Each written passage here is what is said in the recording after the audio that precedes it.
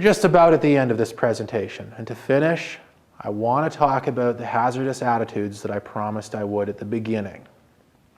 Studies indicate that many pilots can fall prey to one or more of these hazardous attitudes, and they're kind of inherent personality traits that many of us have as pilots. The first one is one that we call anti-authority.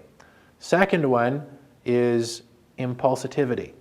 Another one is invulnerability. Then we've got Macho, and then we also have pilots who are committed to a sense of resignation. So let's look at these individually, and then we'll also think about antidotes to them and how we can prevent them from creeping up on us.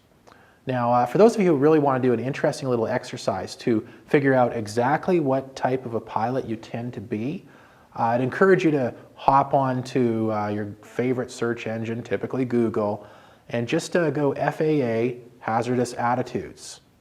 What'll happen is somewhere there up near the top, you'll end up with a document that is actually a quiz. And what it does is it puts you as a pilot through a whole pile of different scenarios. You answer them according to how you think you would react.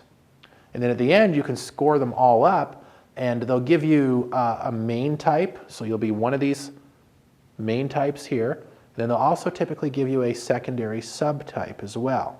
And that might help you analyze as you decide on flying, knowing your personal pitfalls. So let's look at the first one. Well, maybe we won't. Just quickly point out this slide here. I think it's pretty much what I've already mentioned. Pilots who learn to recognize their attitudes can counteract them. Now we'll take a look at some of these individually. Anti-authority. A pilot like this is going to say, "Don't tell me." Some people just don't like to be told what to do. They resent having to take instruction from anyone, and they may even tend to scorn rules, regulations, and procedures as silly or unnecessary. What's the antidote to this? Follow the rules. They're usually right. I know sometimes it does seem like there's so many rules and we have to remember them all. We have to adhere to them all.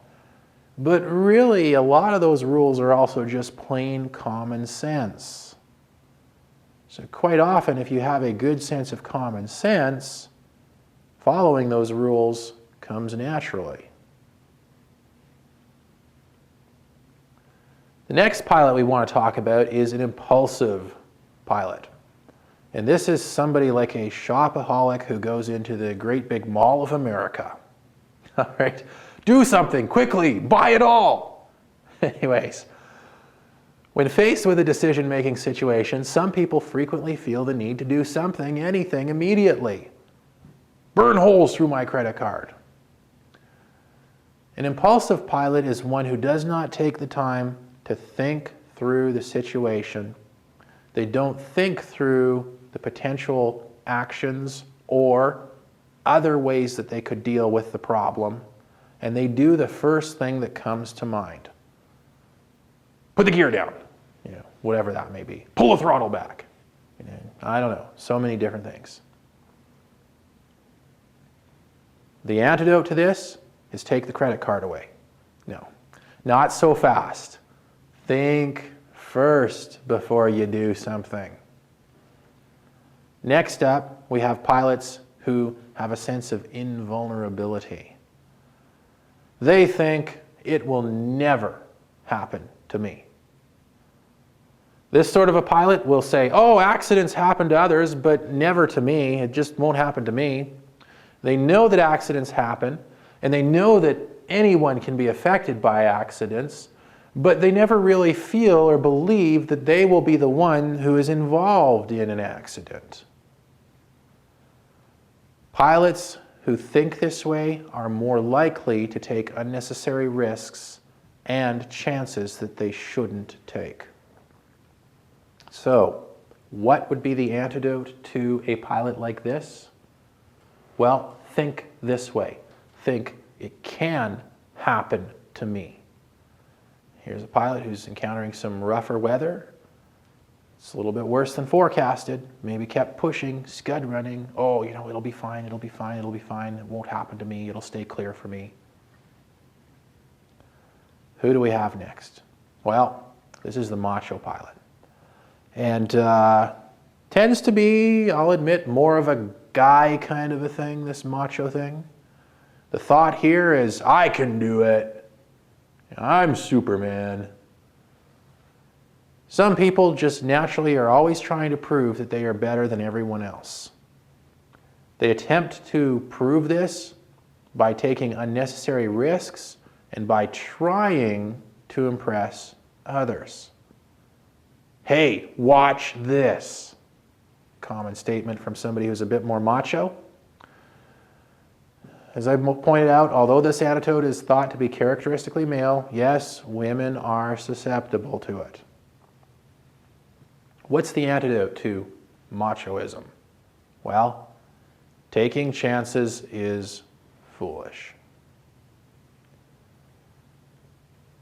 Now, the final pilot is the pilot that I like to call the Eeyore of the pilot world.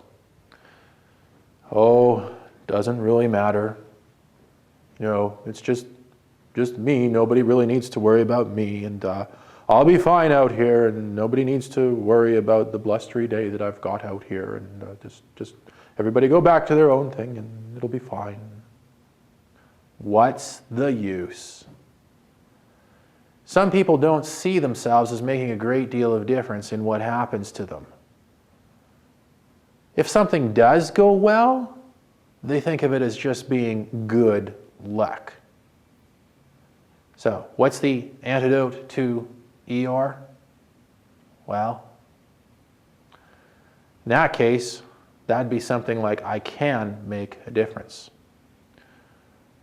A few other things for those pilots who are more resignation-oriented. When things go badly, they're going to attribute that to bad luck. And typically, pilots like this leave actions to others, for better or for worse.